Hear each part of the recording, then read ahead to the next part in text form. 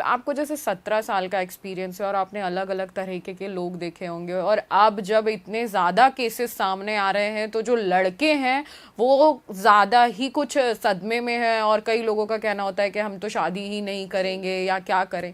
लेकिन अगर वो शादी करना चाहते हैं, अगर, क्योंकि देखो शादी तो सबको करनी ही है, तो पहले क्या सावधानी रखें, चाहे वो लड़के हों चाहे लड़कियां, क्या क्या सावधानी रखें, कुंडली कैसे कैसे मिलाएं और किन किन चीज़ों का ध्यान रखें, वो बता दीजिए। कुंडली मिलान के लिए, अगर कुंडली मिलान करके शादी कर रहे हैं तब वो जैसे मैंने बताया ना, 7th हाउस को, 5th हाउस को, 9th को, 8th को, इन सबको अच्छे से स्टडी करवा लें और एक अच्छे एस्ट्रोलॉजर के पास जाएं। शादी वाले मामले में ये ना सोचें कि मैं किसी से भी मिलवा लूं या किसी से भी दिखवा लूं। एक अच्छे एस्ट्रोलॉजर से दिखवाएं और वो उनसे पूछें कि क्या मेरी मैरिड लाइफ में कोई प्रॉब्लम तो नहीं है। चार्ट से पता चल जाती है, हमारे भी चार्ट में होती है। अगर कोई प्रॉब्लम है तो उनके चार्ट देख के भी अच्छा एस्ट्रोलॉजर बता देगा कि आपके इस भाव में ये प्रॉब्लम आ रही है, इससे रिलेटेड आप ये दान कर लो, ये पूजा कर लो, ये अनुष्ठान कर लो।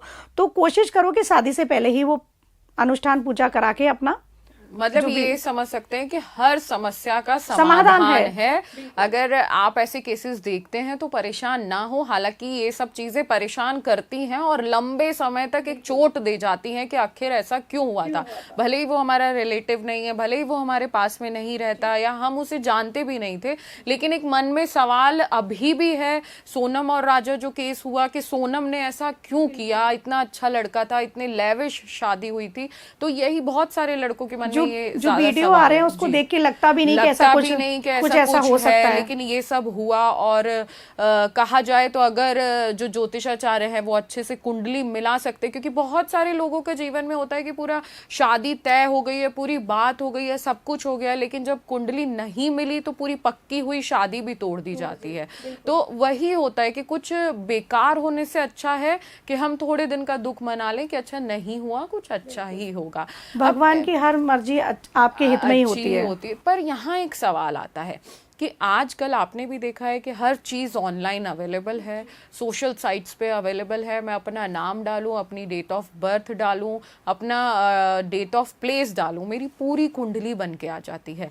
और आजकल तो ऑनलाइन कुंडली मिलान भी हो गया। मैं अपना नाम डालूं, लड़के का पूरा डिटेल डालूं, हम दोनों की कुंडली मिल जाती है। मैं उसमें, अगर मैं, मतलब ऐसा होता है कि हमने पढ़ा, मतलब मैं किसी से शादी करना चाहती हूँ, मैंने लड़के की डिटेल डाली, अपनी डिटेल डाली, मेरे 18-20 गुण मिल गए, मैं खुश हो गई। मैंने पढ़ा कि हाँ 7 अच्छा है, ये है वो है, 2-3 वर्ड्स अच्छे आ गए, मैंने कहा कि हाँ अब तो मैं शादी कर लूँ। लेकिन मैंने वो सब चीज़ें नहीं देखी जो सब चीज़ें देखनी चाहिए थी। बहुत सारे लोग ऐसा करते हैं और सब ऑनलाइन ही देख रहे हैं। आजकल पंडित के पास बहुत कम लोग जा रहे हैं, ज्योतिषाचार्यों के पास बहुत कम लोग जा रहे हैं। तो ऑनलाइन कुंडली मिलान पर कितना विश्वास किया जा सकता है और कितना हम उसको सच माने कि जो ऑनलाइन हम मिला रहे हैं, जो देख रहे हैं, वो सही है? ऑनलाइन सिर्फ आपको ये तो पता चल सकता है कि इतने गुण मिल रहे हैं, नाड़ी दोष नहीं है, ये सब नहीं है, लेकिन आपको वो ये नहीं बता सकते ना ग्रह नक्षत्रों की पोजीशन क्या है, क्या ये आपके लिए फेवरेबल है, क्या आपके 5th हाउस और उसके 5th हाउस के आपस में बन रही है, क्या उसके 5th हाउस के आपके 7th हाउस से बन रही है। हम ये भी देखते हैं कि उसके 5th हाउस में कौन सा ग्रह है और मेरे 7th में कौन सा है, मेरे 7th में कौन सा है, उसके 5th में, मेरे लग्न में कौन सा है, उसके 7th में कौन सा है। ये सारी चीज़ें देखना भी जरूरी है। जब यहाँ अच्छी, कहते हैं ना कि एक फ्रेंड वाले ग्रह बैठ जाएं या एक एनिमी वाले ग्रह बैठ जाएं, अगर वहाँ पर एनिमी ग्रह बैठे हैं, आपकी बनेगी नहीं, शादी कर लो आप, आपकी नहीं बनेगी, भले ही चार्ट मिल रहे हो। तो ये सारी चीजें भी देखना जरूरी है ना कि हमारी फ्रेंडशिप जमेगी सब, क्योंकि शादी का एक रिश्ता जो है वहाँ पर दोस्ती भी बहुत जरूरी है, तो वो अच्छे से चलता है। क्या ये हमारी फ्रेंडशिप चलेगी, फ्रेंडशिप है, यहाँ पर कोई ग्रह ऐसे हैं, क्या मेरे संतान में तो कोई बाधा नहीं आएगी, लड़का हो या लड़की हो, क्या मेरे अष्टम में सब कुछ ठीक है, मेरे परिवार से या मेरे लिए कोई घातक तो नहीं है। जैसे सोनम के जो बैठा हुआ था ग्रह अष्टम में भी खराब थे, तो उसने ये कृत्य कर दिया। तो ये सारी चीज़ें भी देखनी होती है कि 10th हाउस पे भी विचार करना चाहिए। अब ऐसे तो पूरी ही कुंडली पर विचार करना चाहिए। क्या एकादश में उसके जो ग्रह है वो प्रॉफिट का है 11th हाउस, क्या उसके जो ग्रह है, मेरे ग्रह कोई ऐसा तो नहीं है जो लॉस का हो। ओवरऑल हम लोगों को ये समझ लेना चाहिए कि हमें ऑनलाइन विश्वास नहीं करना है।